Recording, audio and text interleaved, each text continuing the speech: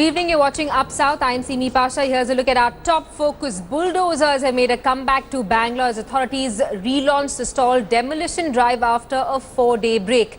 Angry residents took to the streets blaming civic authorities and corrupt babus for their plight. More than 150 homes are likely to be demolished. Here's the report. BBMP engineer says he's not a surveyor, Mr. Reddy. First came the bulldozers, and then came the destruction.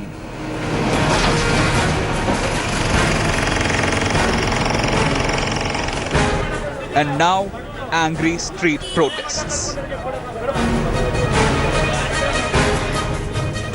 After 4 days of respite, the heavy machinery returned to clear the clogged floodplains of Bengaluru. While most citizens were resigned to the fate of losing their roof on encroached lands, many took to the streets to vent their ire. Massive anger surfaced over the civic body's action as locals claimed they were not given sufficient time. They do the pakka correct survey, my house will be 100% safeguarded.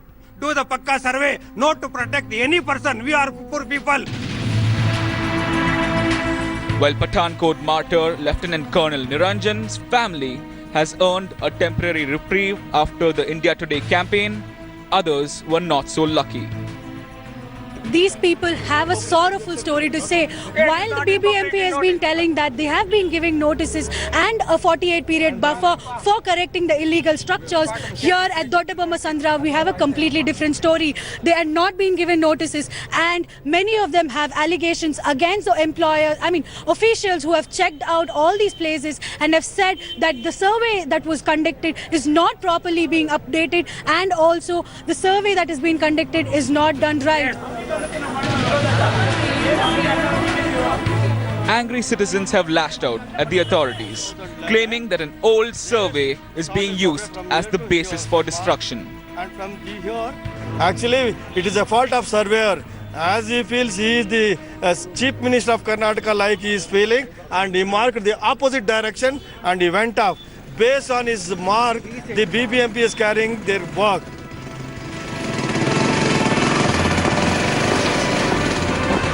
As the drive to reshape the city continues, the citizens continue to struggle. With Akshaya Nath, Bureau Report, India Today.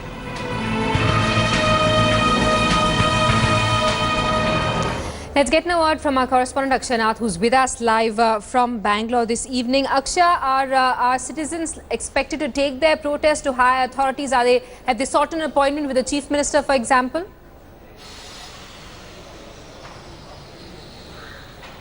Simi, it is a very strange situation where the officials have a different take while the public have a different take. Right now, just a few minutes back, Joint Commissioner BBMP was there at the location to listen to what the people had to say and to listen to the allegations that they were making about how the survey was not conducted appropriately. So what the Joint Commissioner has now promised is that they continue with the demolition processes from tomorrow, and also giving them the benefit of doubt, they will continue a resurvey. But it also needs to be remembered that many of these people living in these localities have their proper certifications given by the government itself, and for the last 20 or 30 years they've been living here, and all of a sudden when they're being asked to move out, it's like a dream that is being broken completely for them. Simi.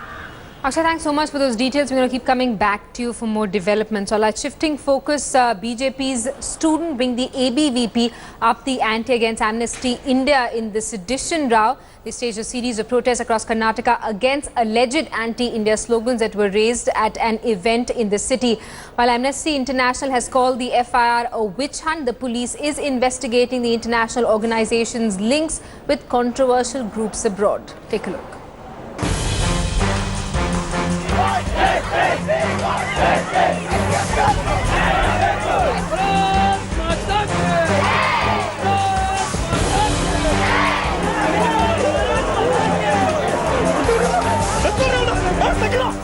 The alleged anti-India sloganeering in a Bengaluru college.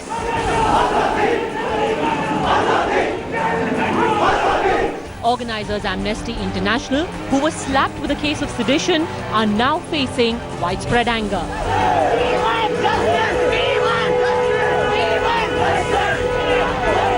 The Akhil Bharatiya Vidyarthi Parishad, students' wing of the BJP, staged protests across Karnataka, slamming the NGO for allegedly harbouring anti-India elements.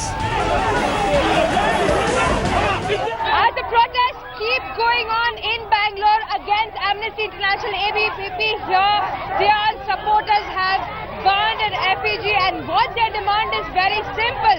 What they're demanding at this point of time is that they need an assurance from the Karnataka state government, and the assurance being that somebody should come and tell them that all those who are found in the video where they allege were raising anti-national slogans, they should be booked as soon as possible.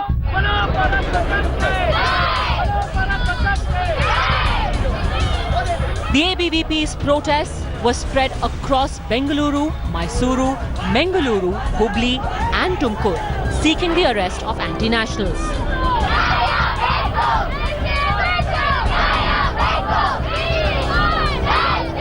We are probing symbolically Karnataka state government effigy is burning today.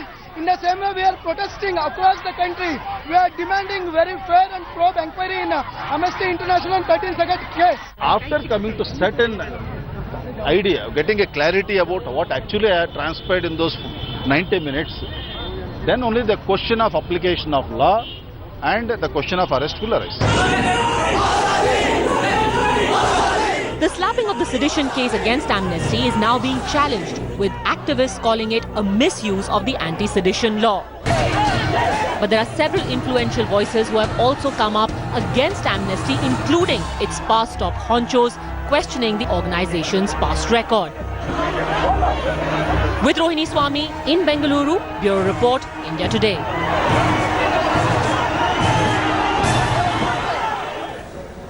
Meanwhile, there was high drama in the Tamil Nadu Assembly today as the DMK leader M.K. Stalin was evicted from the House. Stalin was carried out of the Tamil Nadu Assembly and all the 88 MLAs were suspended en masse for a week.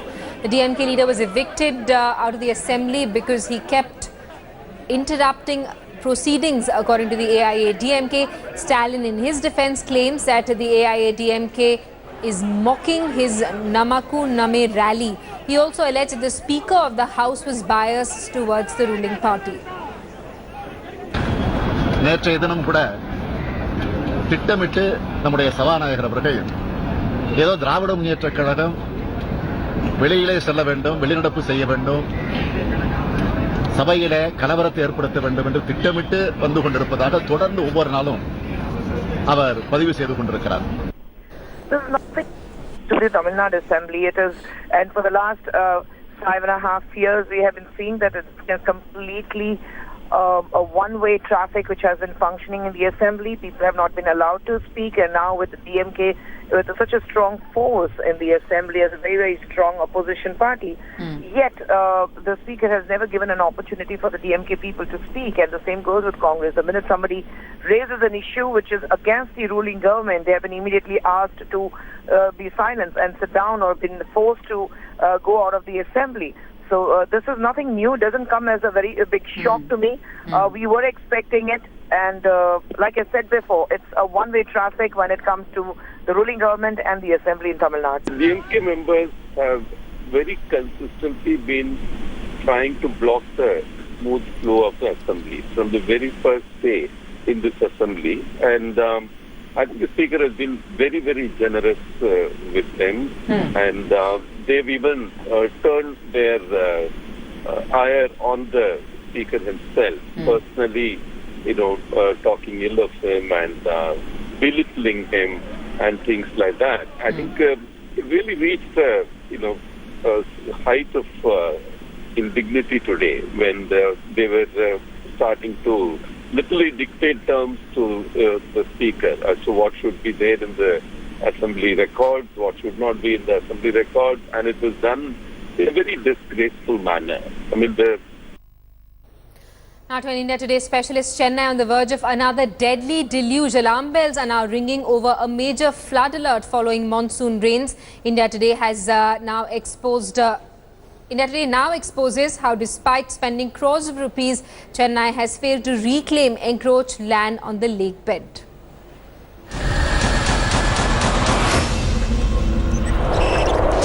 Unforgettable images from the city of Chennai.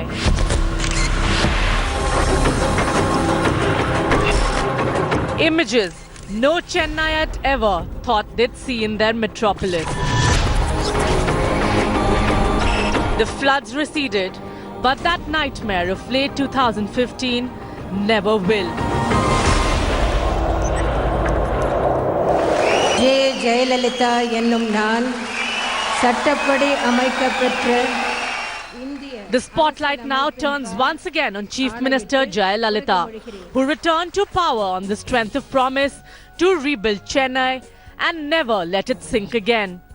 But has Jaya done enough, even in the few short months since the 2015 devastation, to save the city? The answer is not a reassuring one. India Today has accessed an alarming new report by Tamil Nadu's top environmental NGO, Ayapor Irakam, with damning findings that paint a scary picture on Chennai's preparedness for the imminent rainy season. Consider these findings from the report.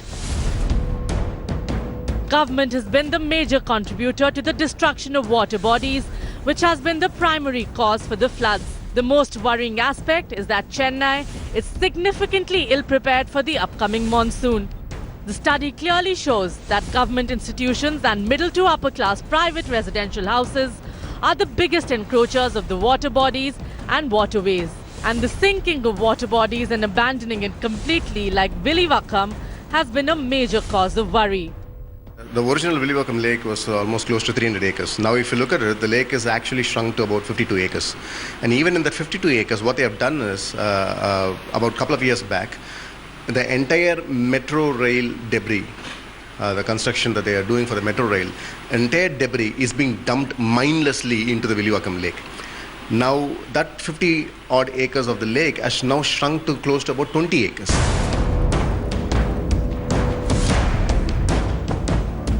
Another major lake being rampantly encroached is the Villivakkam lake. Once 300 acres, it has shrunk to 80 acres, with 52 acres of that covered by mud and dirt. During last year's floods, the 5,000 families living around this lake were so devastated that there were accounts of people starving for 3 days straight. This was one of the land and one of the places that were completely damaged during the flood. In fact, during the past Chennai floods, people were submerged in nearly up to this much amount of water, up to their hip. In fact, they struggled so much that we had to bring in rescue people here. They were rescued through boats and other measures. They did not have food and anything for nearly a week. And even then, after that, instead of desilting this place and removing the mud from here, we come to know that the government is using it as a dump yard. Now the people here are still complaining. Almost 2,000 families are around this lake right now. They don't know what they are going to do when the monsoon hits Chennai again. With bare weeks to go before the season's rains break over Chennai, the warning signs could not be louder.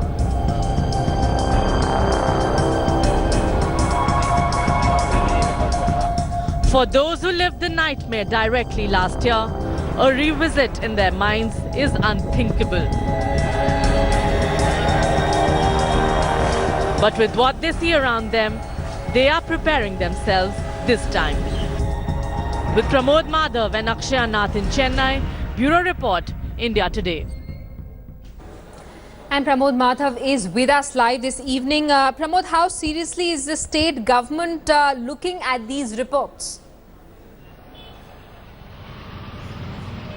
Well, to tell you the fact, the state government does not have a clue about these reports as of now, or either they pretend they don't have any clue, because not just one department. There are so many departments which are involved in this, and if we approach one department, they are saying that everybody say that they are following the orders. So when we ask them, like, if you are like contradicting orders are there, this is a water body, and if you need to fill this, you have to get some kind of permission from environment clears and everything. They're just saying, sir, we're just following the orders, and that's where it ends. We cannot have direct contact or conversation with any minister or anybody who can directly speak on it.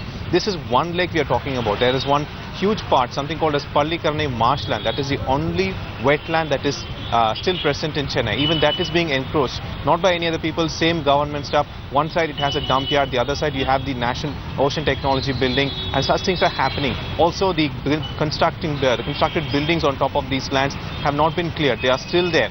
If there is a monsoon rain that is going to devastate Chennai again, like what happened last year, this time the damage is going to be much more severe. Pramod, you're saying that the state government is completely ignoring these reports that are being prepared by environmentalists. I want to know if there's a nodal authority in the state government which actually looks or collects information to see what a heavy monsoon, what kind of impact it can have on the city. And do they interact with these NGOs? Well, like I told you, the Corporation of Chennai, the Metro Water Board and the Public Welfare Department are the different boards that actually should take these things under consideration before giving clearance to fill a place as to use it as a dump yard. But apparently these different boards don't have any kind of connection, or they don't speak to apparently don't speak to each other. Even the NGO activist Mr. Chandramohan has the same term. He has approached these people. They could not give him a clear answer as to why this particular area was used as a dump yard. The same thing is happening. Even when we approach, we are not getting a clear answer. What they say is that, so we'll look into the matter.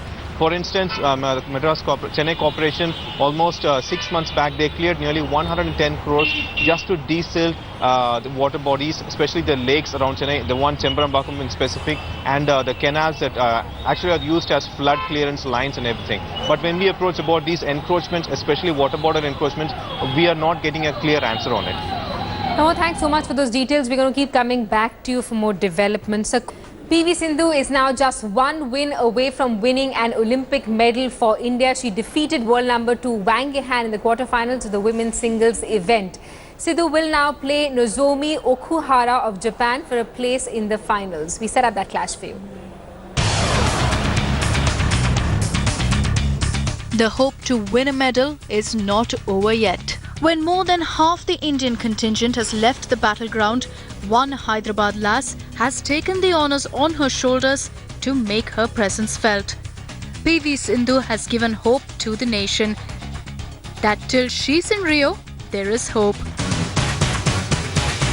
Sindhu stayed calmer, and then she was aggressive in the last few points to finish it off. So all in all, I think great game by Sindhu. I think very good attitude, and good to see her perform at the high stage. Sindhu upset the bookmakers and beat world number 2 Wang Yihan in a tough match in Rio. In a match that lasted 54 minutes, Sindhu came up on top. It's been a perfect campaign for Sindhu so far. She beat Laura Sarosi in her first match. Sindhu did face resistance against Michelle Lee in her second group match. But in the knockout stage, Sindhu found her feet. In the round of 16, she completely dominated world number 8 Tai Tzu Ying. And in the semi-final, she faced world number 2 Wang Yihan and beat her 22-20, 21-19. Before that, I just look at her matches, or how she's playing and what's her weak point. So I just look at it and discuss with my coach and play accordingly. So that's how I play with each opponent, because it's a different style of play with everybody. Badminton was always one of the sports that promised to deliver. With Saina Nehwal out early, the onus was on Sindhu to deliver. The mission is not over yet, as Sindhu still has to win at least one more match against her Japanese opponent in the semi-final. And if that's accomplished, Sindhu can dream of gold. Sports Bureau, India Today. And we have Sindhu's parents live with us this evening. We have P. Vijaya, Sindhu's mother, and Mr. P.V. Ramana. Thanks so much for joining us this evening on Up South. To you first, Miss Vijaya. You must have spoken to Sindhu after this match. What's going through her mind? Is she feeling confident? Did she think she'll get this far? I spoken with Sindhu. She is also very happy and excited about her match. I told her she played very well and she has to do for the next match also the same way. And Mr. Ramana, it's the Olympics and surely Sindhu must have put in those extra work to get where she's reached. Tell us how she prepared for the games and how has her coach Gopichand Pulela helped her? How did he groom her? Of course, specific training is not the normal training what she was, but the concentration what Gopi has put on Sindhu and Srikanth was an addition of 2 hours. So this was almost like 8 hours a day training session. So he used to spend most of the time, almost 4 hours with Sindhu and Srikanth. There's 2 hours each, and remaining part with all the guys. So one question I really want to ask both of you: how does she prepare for these big matches? How does she mentally prepare? Who she see? Is there one person she speaks to before going into the court? No. Because she is very, sportive, and he loves speaking. Especially Gopi also is very sportive, and they both chat with each other before the match, and they are very cool, and they enjoy a lot. So that's the way how they prepare, and I don't think they take any pressure about the matches. Thanks so much, Mr. P.V. Ramana and Ms. Vijaya, for speaking to us. We were all waiting for Sindhu to actually win a medal for India. She's one of our only hopes still alive in the games. Thanks so much for speaking to us. That's all we could pack into this edition of UpSouth. News and updates continue right here. Do stay with us.